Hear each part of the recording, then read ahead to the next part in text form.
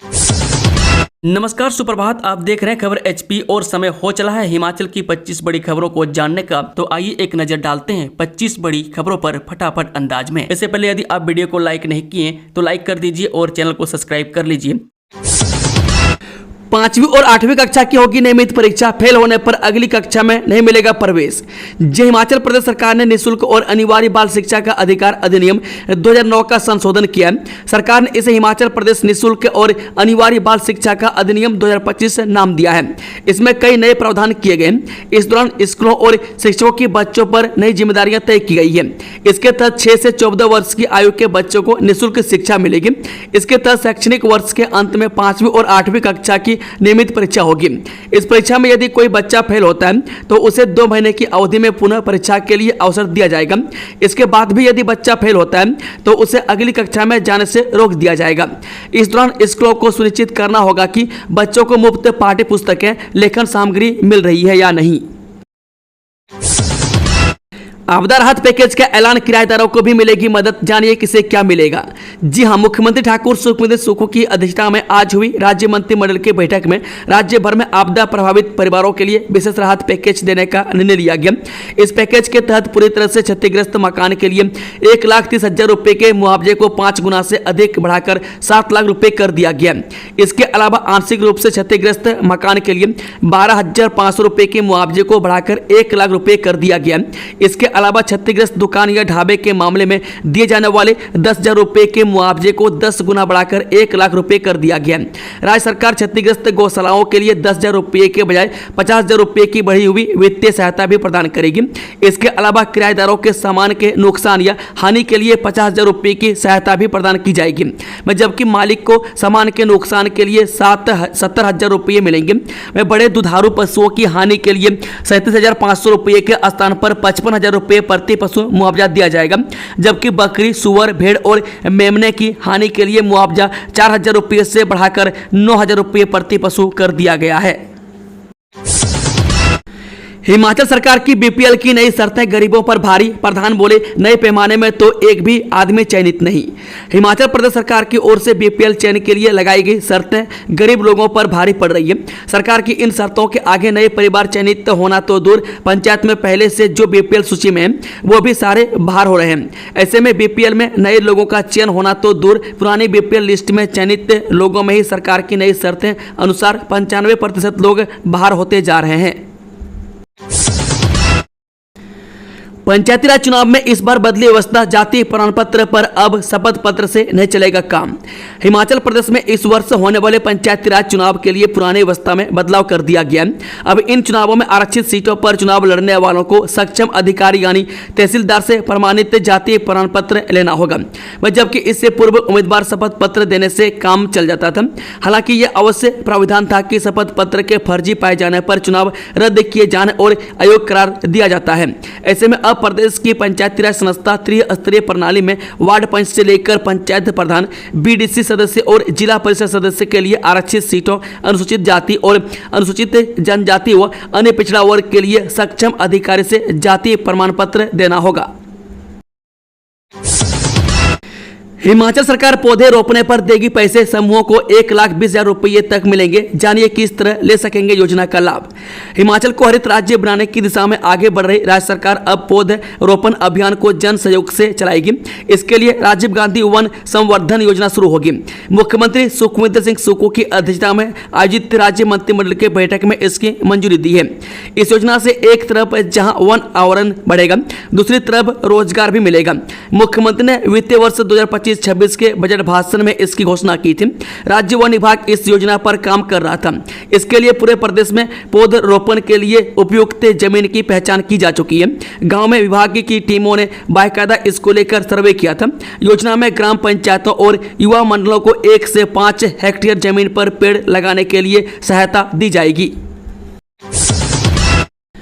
3800 करोड़ के बिजली reform project को 2 साल की एक्सटेंशन, अब 2026 की जगह 2028 में पूरा करना है प्रोजेक्ट। हिमाचल प्रदेश में 3800 करोड़ रुपए के बिजली रिफॉर्म प्रोजेक्ट को 2 साल की एक्सटेंशन मिल गई है। यह परियोजना समय पर शुरू नहीं हो पाई थी, जिसके कुछ बड़े कारण देने के बाद केंद्र सरकार ने इस योजना को एक्सटेंशन कर दिया है। रिपैम्प्ड डिस्ट्रीब्यूशन सेक्टर स्कीम को 2 साल की एक्सटेंशन मिलने से यहां पर आराम से सभी काम पूरे हो सकेंगे। इस परियोजना में राज्य बिजली बोर्ड लिमिटेड जहां एक तरफ स्मार्ट मीटरिंग कर रहा है, तो वहीं दूसरी ओर इंफ्रास्ट्रक्चर डेवलपमेंट किया जा रहा है। आधारभूत ढांचे में कई तरह के बदलाव अभी से देखने को मिल रहे हैं। बताया जाता है कि इस स्कीम को पहले मार्च 2026 तक पूरा करने का लक्ष्य था और उसी लक्ष्य पर बिजली बोर्ड काम में जुटा था, मगर अब इस योजना को मार्च 2028 तक पूरा किया जा सकेगा।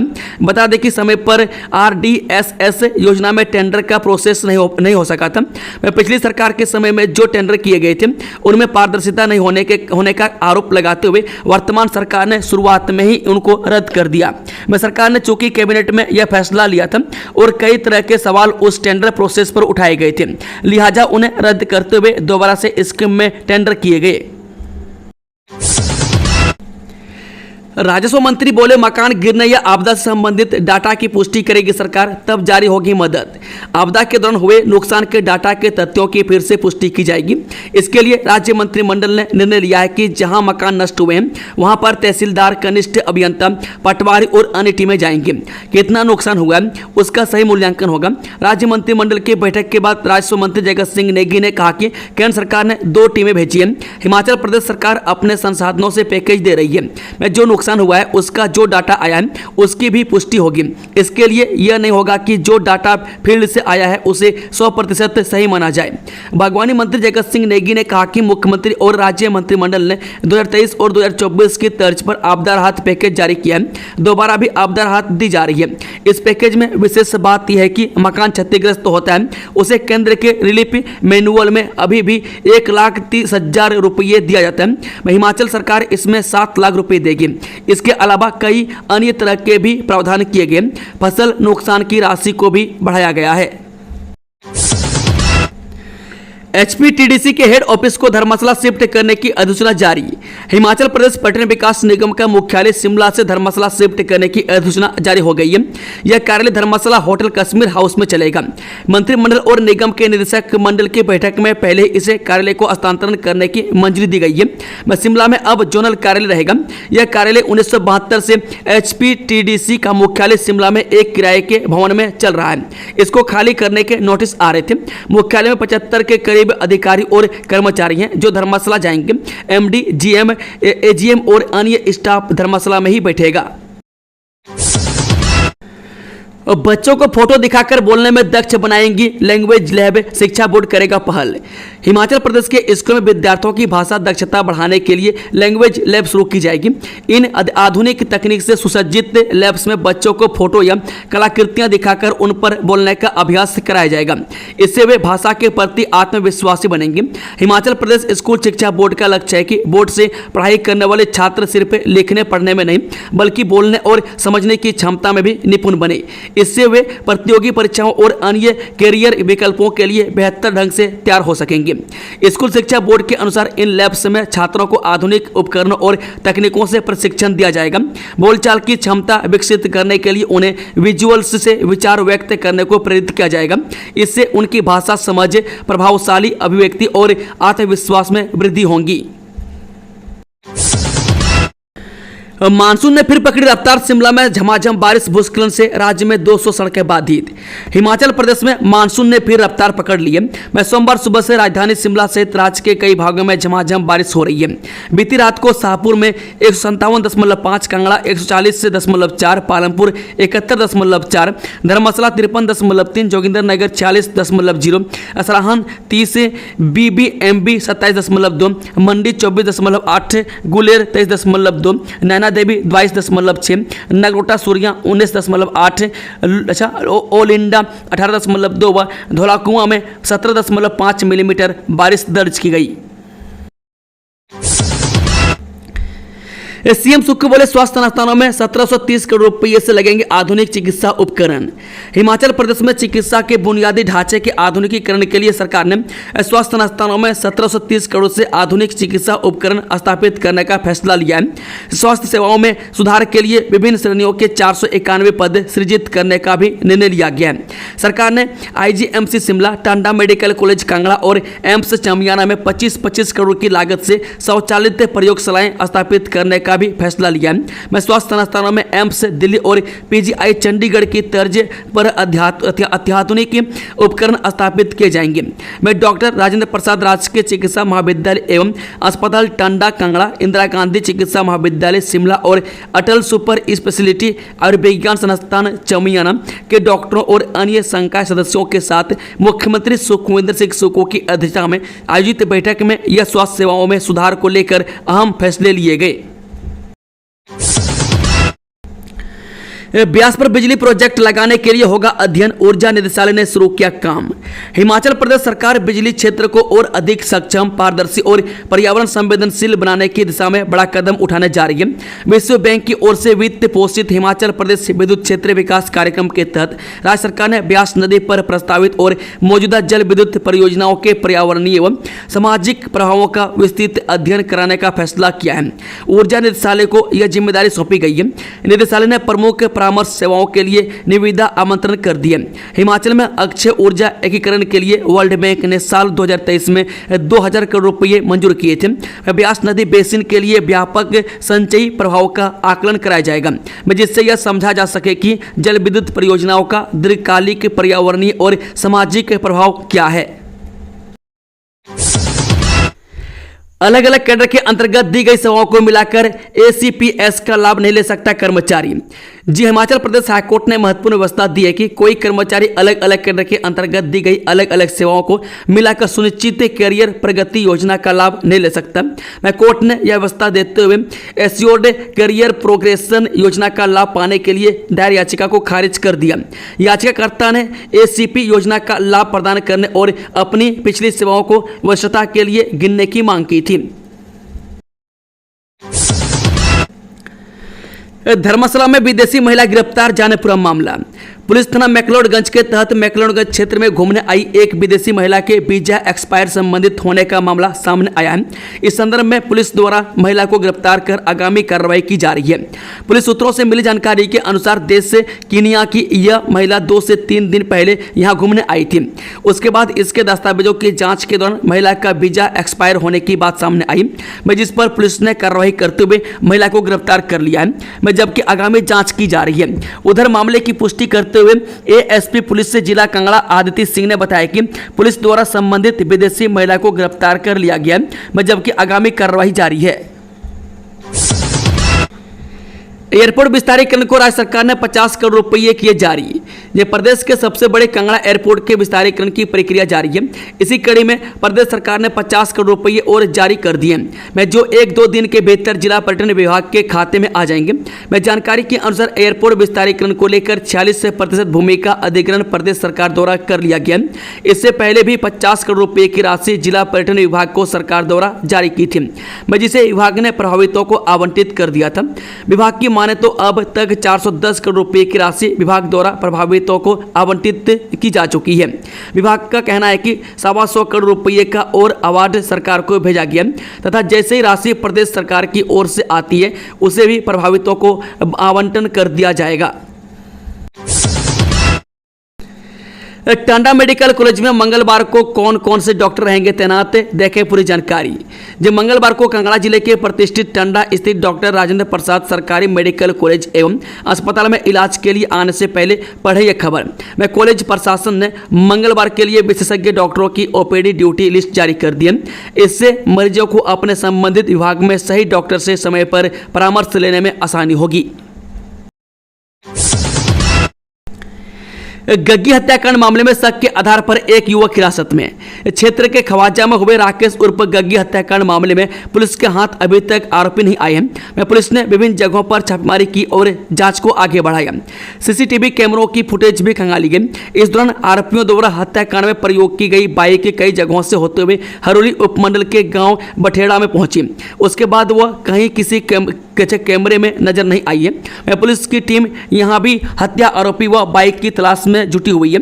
गग्गी के शव को पोस्टमार्टम के लिए टांडा मेडिकल कॉलेज भेजा गया।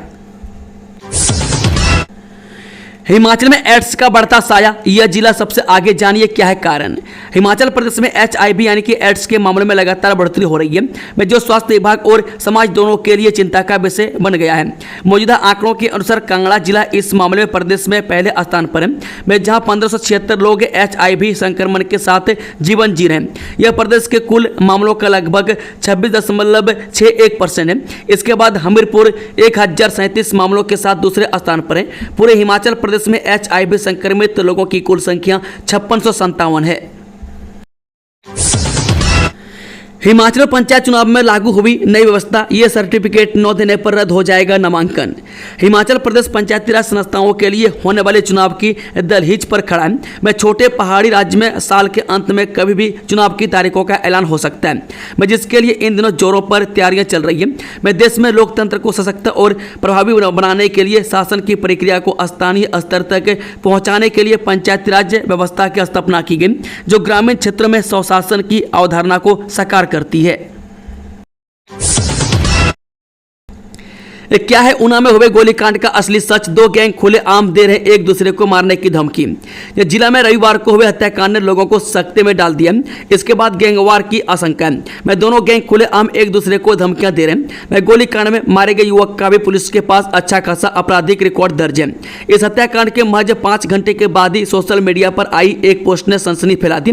लाडी कुन्नर नाम के पंजाब के एक गैंगस्टर ने गग्गी की हत्या की जिम्मेदारी लेते हुए पोस्ट की है।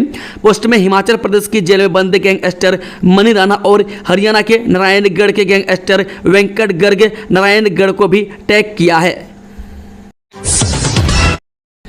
हिमाचल में सरकारी वन भूमि पर विकसित बगीचों से सेब पौधे काटने पर सुप्रीम कोर्ट की रोक, पूर्व डिप्टी मेयर ने दाखिल की थी याचिका। हिमाचल के लिहाज से एक बड़े घटनाक्रम के तहत सुप्रीम कोर्ट ने सरकारी वन भूमि पर कब्जा कर लगाए गए बगीचों से सेब पौधे काटने पर रोक लगा दी।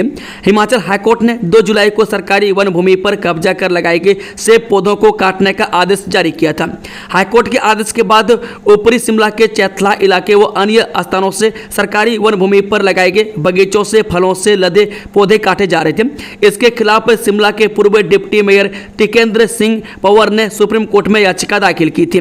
अब सुप्रीम कोर्ट ने सोमवार को हाईकोर्ट के फैसले पर रोक लगा दी। सुप्रीम कोर्ट के मुख्य न्यायाधीश न्यायमूर्ति BR गवई की अगुवाई वाली खंडपीठ ने यह रोक लगाई है।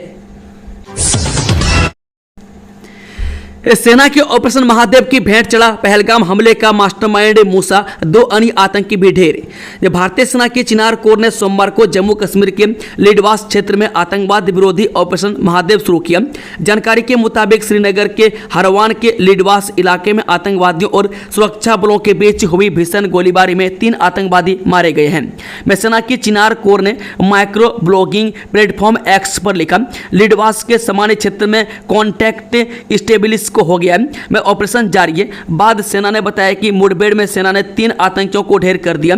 ताजा जानकारी के मुताबिक भारतीय सेना ने पहलगाम हमले के मास्टरमाइंड मूसा को भी ढेर कर दिया है। इसके अलावा 2 आतंकी यासिर और सुलेमान को भी मारे जाने की सूचना मिली है। चंबा में अंतर्राष्ट्रीय मिंजर मेले का भव्य आगाज। चंबा जनपद के 8 दिवसीय ऐतिहासिक एवं अंतर्राष्ट्रीय मिंजर मेले का रविवार को विधिवत शुभ आरंभ हो गया। राज्यपाल श्री प्रताप शुक्ल ने मेले के शुभ आरंभ मौके पर बतौर मुख्य अतिथि उपस्थिति दर्ज करवाई। इससे पहले रविवार सुबह नगर परिषद कार्यालय से एक भव्य शोभा यात्रा निकाली गई। शोभा यात्रा की अगुवाई ADM अमित मेहरा ने की। लक्ष्मीनाथ मंदिर में राज्यपाल ने पूजा अर्चना की रस्म अदा की।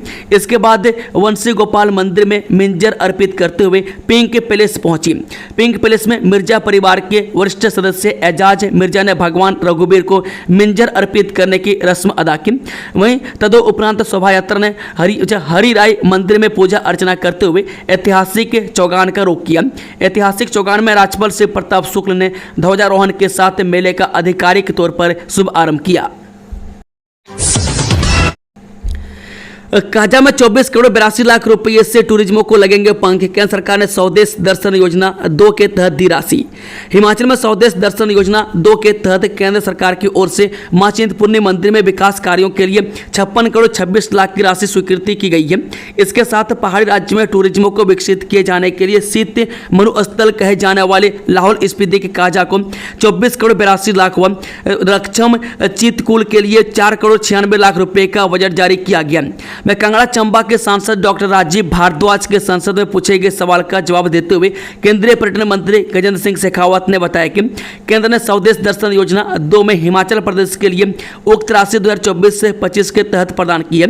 मैं केंद्रीय पर्यटन मंत्री गजेंद्र सिंह शेखावत ने सांसद डॉक्टर राजीव भारद्वाज के पूछे गए सवाल के जवाब में सदन में बताया कि केंद्र सरकार ने हिमाचल प्रदेश में पर्यटन ढांचा सुदृढ़ करने के लिए वर्ष 2024 से 25 के दौरान स्वदेश दर्शन 2 की योजना के अंतर्गत मां चिंतपूर्णी देवी मंदिर के विकास कार्यों के विकास के लिए 56 करोड़ 26 लाख रुपए की धनराशि स्वीकृति की है।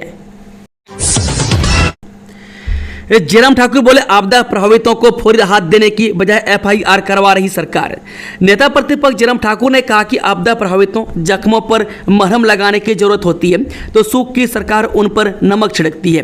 आपदा प्रभावितों को फौरी राहत देने की जरूरत होती है। दुख की बात है कि सरकार उन्हें फौरी राहत तो दे नहीं सकती, इसलिए उन पर फौरन एफआईआर करवा रही है। यह हिमाचल ही नहीं दुनिया के इतिहास में सबसे अजूबा मामला है। मैं जहां आपदा प्रबंधन का मंत्री आपदा क्षेत्र में जाता है और आपदा प्रभावितों के खिलाफ एफआईआर करवाकर वापस आता है। आपदा प्रभावितों में लोग राहत और बचाव कार्य करने जाते हैं, पुनर्निर्माण और पुनर्वास कार्य करने जाते हैं, लेकिन प्रदेश में व्यवस्था परिवर्तन वाली ऐसी सरकार है जो आपदा प्रभावित क्षेत्रों में जाकर वहां के स्थान छीनती है। आपदा प्रभावितों की मदद करने के लिए जो लोग तन मन धन से लगे उनकी मनसा पर सवाल खड़े करके उनका मनोबल तोड़ने का प्रयास करती है। जो लोग कुछ नहीं कहते हैं वही लोग कुछ कर रहे लोगों के मनोबल को तोड़ने की कोशिश करते हैं। हालांकि ऐसे लोगों को कोई गंभीरता से नहीं लेता। बीजेपी ने मंत्री जगत सिंह नेगी का ही नहीं तिरंगे का भी घोर अपमान किया है। स्वास्थ्य मंत्री कर्नल धर्मनाम शांडिल और कृषि मंत्री चंद्र प्रकाश ने भाजपा पर बड़ा हमला बोलते हुए आरोप लगाया कि भाजपा ने न केवल राज्य सरकार के वरिष्ठ मंत्री जगत सिंह नेगी का अपमान किया है बल्कि देश की आन बान शान के प्रतीक राष्ट्रीय ध्वज तिरंगे का भी घोर अपमान किया है। वह दोनों मंत्रियों ने आज एक संयुक्त बयान जारी कर सिराज विधानसभा क्षेत्र के थुनाग में राजस्व मंत्री जगत सिंह नेगी के साथ हुए दुर्व्यवहार की कड़े शब्दों में निंदा करते हुए कहा कि भाजपा नेताओं के इशारे पर भाजपा कार्यकर्ताओं ने जगत सिंह नेगी की गाड़ी पर लगे तिरंगे पर जूते चप्पल और काले कपड़े फेंककर निंदनीय कृत्य किया। एआई से शिक्षा को नई दिशा देगा एपीजी शिमला विश्वविद्यालय जीनियस मेंटर के साथ एमयू। भारत में शिक्षा के क्षेत्र में एक महत्वपूर्ण बदलाव लाते हुए जीनियस मेंटोर देश का अग्रणी एआई संचालित व्यक्तिगत शिक्षा मंच ने एपीजी शिमला विश्वविद्यालय के साथ समझौता पत्र पर आधिकारिक रूप से हस्ताक्षर किए। इस साझेदारी का उद्देश्य शिक्षा के भविष्य को फिर से आकार देना है, जिसमें उन्नत एआई प्रौद्योगिकी और विश्वविद्यालय की शैक्षिक उत्कृष्टता का संगम होगा। इस सहयोग का नेतृत्व मृदु अंदोत्रा जीनियस मेंटोर की सीईओ और professor doctor Rajendra Chauhan APG Shimla विश्वविद्यालय के कुलपति करेंगे और इसका मुख्य उद्देश्य छात्रों को एक वास्तविक व्यक्तिगत और प्रौद्योगिकी आधारित शिक्षण अनुभव प्रदान करना है। आईआईटी में हर साल बढ़ेंगी 1600 सीटें, हिंदी में होगी डिग्री, 3 साल में तैयार होंगी 5000 किताबें। उच्च शिक्षा के लिए भारतीय भाषाओं की पुस्तकों को डिजिटल रूप में उपलब्ध करवाने के लिए भारतीय भाषा पुस्तक स्कीम शुरू की गई है। शिक्षा मंत्रालय के उच्च शिक्षा विभाग ने देश के प्रमुख यूनिवर्सिटीज व उच्च शिक्षा संस्थानों में पढ़ाए जाने वाले कोर्सेज की मैपिंग कर ली है और सूत्र बता रहे हैं कि करीब 4 से 5000 कोर्सेज की किताबें भारतीय भाषाओं में तैयार की जाएंगी। भारतीय भाषाओं में अनुवाद के साथ मूल लेखन भी होगा। अगले 3 सालों में इन हजारों ग्रेजुएशन व पीजी लेवल के कोर्स और सेज की किताबें भारतीय भाषाओं में होंगी। मकसद यही है कि जो छात्र अपनी स्थानीय भाषाओं में पढ़ना चाहे उसे कोई परेशानी न हो। शिक्षा मंत्रालय ने 22 भारतीय भाषाओं में पाठ्य पुस्तकें तैयार करने का लक्ष्य रखा है। दोस्तों, खबरों का सिलसिला समाप्त होता है। अगर जानकारी पसंद आई हो तो वीडियो को लाइक, शेयर, चैनल को सब्सक्राइब जरूर कर लें और कमेंट बॉक्स में अपना फीडबैक देना ना भूलें। Thank you, all the best. जय हिंद, जय हिमाचल।